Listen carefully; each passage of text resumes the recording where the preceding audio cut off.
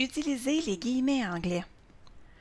On va utiliser les guillemets anglais pour entourer le texte qu'on souhaite afficher pour les utilisateurs. En gros, ce qu'on va mettre entre guillemets comme texte, comme espace, va venir s'afficher automatiquement dans notre table. Pour pouvoir utiliser les guillemets anglais, vous devez avoir dans vos sélections le clavier anglais. Pour avoir le clavier anglais, on va aller tout simplement dans les paramètres, on va aller écrire clavier, modifier les paramètres de langue et de clavier et ensuite vous allez sélectionner la langue. Donc on avait déjà Français Canada, vous allez devoir ajouter la langue Anglais Canada si ce n'est pas fait. Une fois que ça va être fait, vous allez être en mesure d'insérer les guillemets anglais que ce soit dans Word, dans Excel ou dans la base de données Access. Donc, ce que je vais faire comme petit exemple, donc on voit que j'ai un champ produit quantité, mais ça correspond à quoi en quantité? Donc, en fait, ça correspond à des caisses. Alors, je vais aller insérer le mot caisse pour qu'il s'affiche automatiquement, donc pour pas que j'ai besoin de l'écrire à chaque fois. Alors, je vais passer en mode création.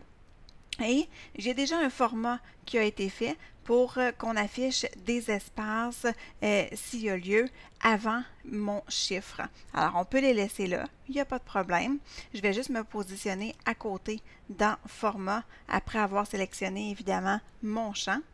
Et donc, je vais faire un espace pour qu'il y ait un espace avant mon dernier caractère et mon nom champ. Je vais insérer mes premiers guillemets. Habituellement, on va utiliser les touches clavier majuscule 2 pour insérer les guillemets anglais. Donc, une fois que j'ai inséré mes guillemets, je vais écrire donc des caisses. Donc, j'écris le mot caisse et je referme tout de suite avec majuscule 2 mes guillemets.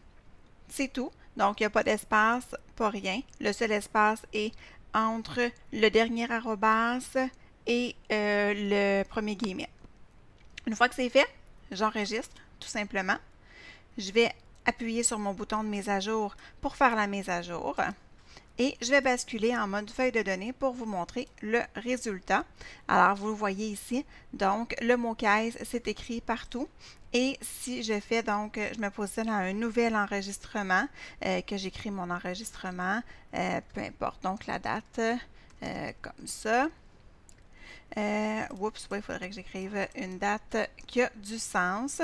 Donc, si j'écris ma date comme ceci, que j'écris mon client, par exemple, numéro 5, comme ça, alors, et que je vais écrire, par exemple, 15, eh bien, mon mot caisse va s'enregistrer automatiquement, donc il va s'afficher automatiquement.